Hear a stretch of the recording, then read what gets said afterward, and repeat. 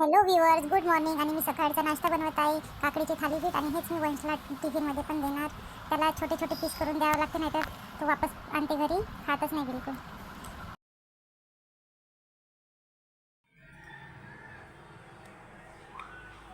सकाळी उठल्याबरोबर पहिले तर माझं एकच काम आहे, टिफिन त्याचं तयार करणे. आणि मग आंघोळ वगैरे त्याची करून देते, त्याला दूध दूध देऊन आणि पराठा वगैरे देऊन स्कूलमध्ये पाठवते. त्याच्यानंतर मग माझे पुढं काम चालू होते. आणि तो आंघोळ करायच्या अगोदर आज टी व्ही चालू करून टी व्ही पाहत बसला. आणि आंघोळ केल्यानंतर पण बघतच होता.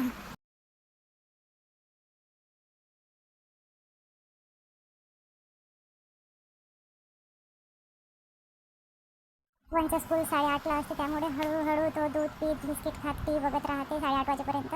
नंतर त्याचे पप्पा त्याला नेऊन देते. माझी मुलगी आली आणि पहिले झाडू मार मम्मी म्हणाली, नाहीतर मीच मारतो. मी चाय म्हणला आणि चाय पिला स्वतः. मी आहे ना खूप घाईघाईत उभ्यानं चाय पित नाही, मी बसून थोडी आरामातच चाय पिते.